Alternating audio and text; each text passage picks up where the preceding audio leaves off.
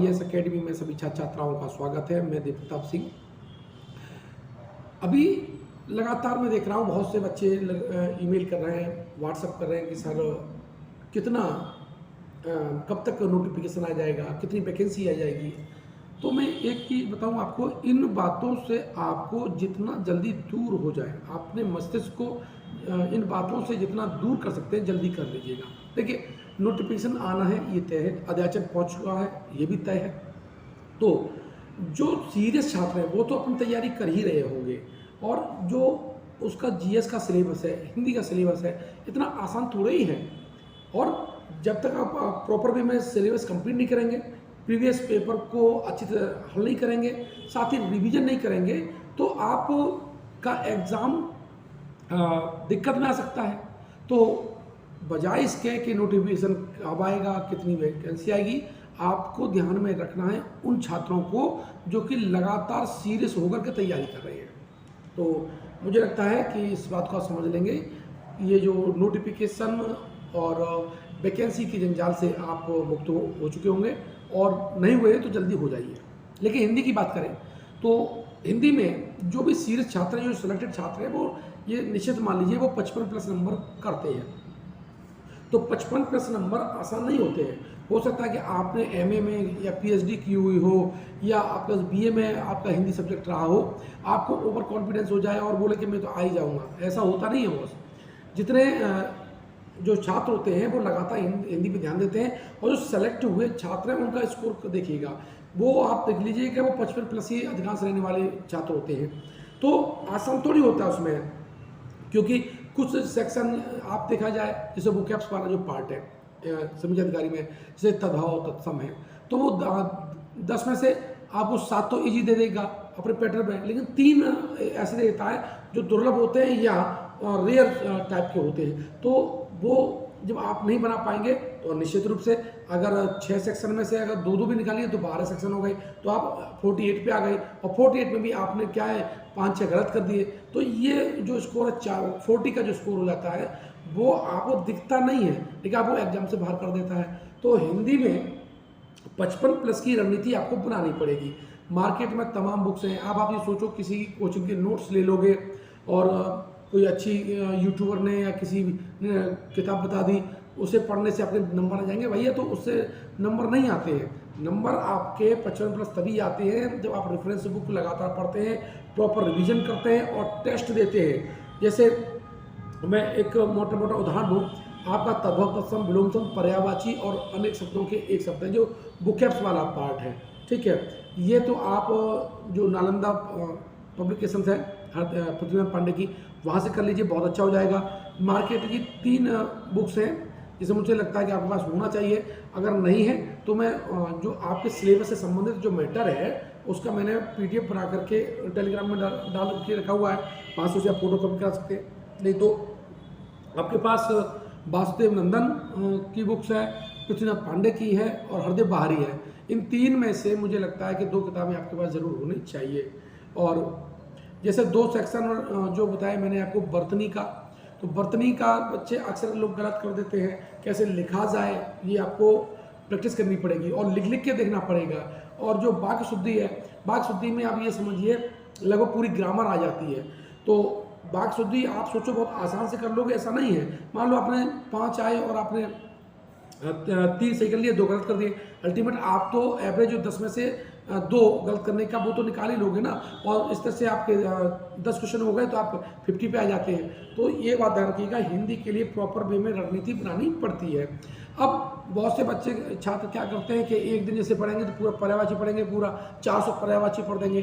भाई ये जो मेथड है, या एक दिन में आप लोग सब पूरे पढ़ डालें, ये जो मेथड है वो हानिकारक मेथड है। हो सकता है आपके 2-4 लोगों के लिए अच्छा फिट हो जाए, आपकी साइकोलॉजी के अकॉर्डिंग, आपकी टाइम टेबल के अकॉर्डिंग फिट हो जाए, लेकिन वो ज़्यादा लोगों के लिए परिणामदायी नहीं होता है। आप देखिए, स्मॉल स्टेप्स, छोटे छोटे स्टेप्स आपको बहुत आसानी से मंजिल तक ले जा सकते हैं। तो लंबे लंबे कदम रखने के बजाय छोटे छोटे कदम रखिएगा। पहले पैटर्न आप समझिएगा।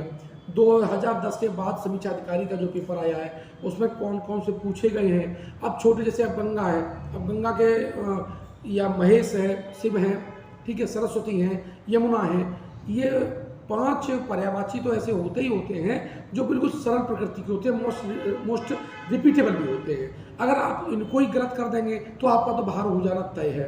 तो हमें ध्यान रखना, छोटी छोटी और सिली मिस्टेक तो बिल्कुल नहीं करनी है, और लगातार प्रॉपर वे में रिवीजन भी जरूर करते रहना है, नियमित रूप से टेस्ट भी देने हैं। अब मार्केट में आपने किसी एरा गैरा की टेस्ट सीरीज उठा ली, वो भी आपको जरूरत नहीं है। और सेलेक्ट करना है कि किस तरह से एक जो आयोग लेता है उस पैटर्न पर आपकी टेस्ट सीरीज है अथवा नहीं है। तो हम तो जो टेस्ट सीरीज बिल्कुल आयोग के पैटर्न पर ही देते हैं, और आपका जो टेलीग्राम ग्रुप है उसमें सारा का सारा मैटर मैंने उसमें डाल भी रखा हुआ है।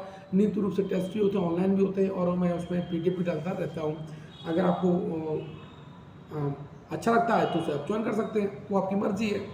लेकिन 3 किताबें कौशिक पृथ्वीनाथ पांडे की, हरदेव वारी की और वासुदेव नंदन की। और वासुदेव नंदन में जो 70+ आपके जो वाक शुद्धि के नियम दे रखे हुए हैं, उसमें तो बहुत ज़्यादा होकर के फोकस होकर काम करना है कि वहाँ से टेंटेटिव आपको मिल जाते हैं। और जो पृथ्वीनाथ पांडे नालंदा वाली है उसमें तो बहुत से ज़्यादा उदाहरण भी हैं। तो रेफरेंस बुक रखिएगा, और 60 में से आपको 55+ करने ही करने हैं। और ये तब आएंगे जब आप लगातार टेस्ट सीरीज लगाएंगे हैं। तो हो सकता है आप पहली बार टेस्ट सीरीज लगाएं तो 50 आएँ, तो आपको 50 तक नहीं रुकना है। जो 5 नंबर का जो गैप है, डिफरेंस है 55 और 50 के बीच में, इस गैप को आपको पूरा करना होगा, ठीक है। तो आप इसके लिए एक तो नियमित रूप से आपको रिवीजन है। अब आप सोमवार मंगल बुध यानी 6 दिन आप अपना स्टडी और रिवीजन का रख लीजिएगा, और एक दिन में 2 को कवर करिएगा, और 1.5 घंटा हिंदी को परफेक्ट रूप से दीजिएगा, क्योंकि इतनी आसान नहीं है। हिंदी के लिए 1.5 घंटा दें। आप अपना शेड्यूल बना सकते हैं, जैसे पर्यायवाची उपलब्ध शब्द एक साथ ले सकते हैं, तदोतम और अनेक शब्दों के एक ले सकते हैं। तो 45 मिनट के 2 स्लॉट बना लीजिए, जिसमें से आप जो 45 मिनट में आपका 30 मिनट है वो याद करिएगा, और 15 मिनट जो है उसे बार बार रिवीजन करिएगा, उसी को जो कि आपने याद किए हैं, और फास्ट मोड में 15 मिनट में वो 2-3 बार पढ़ जाइएगा।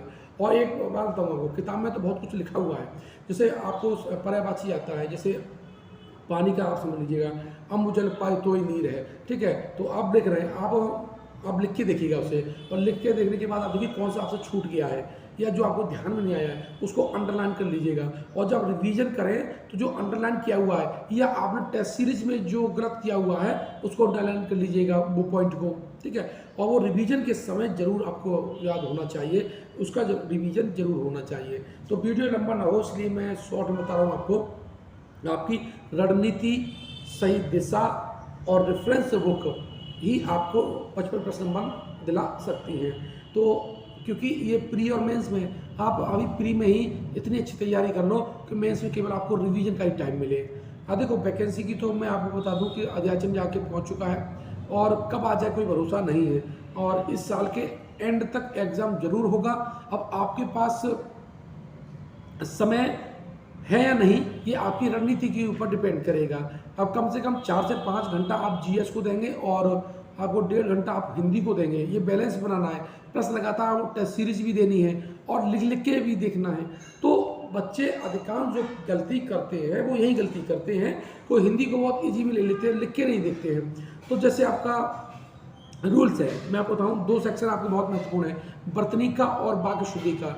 वाक्य शुद्धि में शुरू से लेके एंड तक सारे कंसेप्ट को क्लियर करिए, और बाकायदा प्रॉपर वे में नोट्स भी बनाइएगा, ठीक है। और इसमें यूट्यूब की भरमार पड़ी हुई है, वाक्य शुद्धि वगैरह है, उसमें मत खो जाइएगा। आप पुराने पेपर्स देखिएगा, पैटर्न देखिएगा, कौन कौन से क्वेश्चन पूछे गए हैं, कहाँ गलती हुई है, उसको कैसे सुधारा जाए ये देखना है। और जो आपके हरदेव वारी में या वासुदेव नंदन में, पृथ्वीनाथ पांडे में जो उदाहरण दे रखे हैं, उन्हें बेसिक रूप से करिएगा। सारे के सारे प्रश्न लगभग वहीं से मिल जाते हैं, आपको ज़्यादा करने की ज़रूरत नहीं है। तो हिंदी में 55+ नंबर लाने के लिए आप 2 टाइम टेबल बनाइएगा, एक पढ़ने का और एक रिवीजन का है। तो मैंने फिर बताया आपको, एक बार और बता देता हूँ आपको। 45 मिनट अगर आप हिंदी पढ़ते हैं पर्यायवाची, तो उसमें 30 मिनट आप पढ़िए, याद करिएगा, और 15 मिनट है वो केवल रिवीजन पे लगाइएगा, और शाम को टेस्ट जरूर दीजिएगा। देखिए मैं सुबह इसलिए बात कर रहा हूँ वो कैप्स की और ये पढ़ने की, क्योंकि सुबह उठते तो आप ऊर्जा से भरे होते हैं, माइंड बिल्कुल फ्रेश होता है, तरोताज़ा होता है, ऑक्सीजन लेवल आपका हाई होता है। तो वहाँ जब आप याद करते हैं और प्लस रिवीजन करते हैं तो आपकी मेमोरी पे एक अच्छा प्रभाव पड़ता है। और जो टेस्ट देना है, सीरीज देना है, तो वो आपका देखिए सुबह आपने पढ़ लिया, पूरे दिन में आप कुछ भी करते रहिए, शाम तक आपकी यथास्थिति आ जाती है, वास्तविक स्थिति आ जाती है कि आपकी मेमोरी कितनी शार्प है, कितने आपने तथ्यों को समझा है।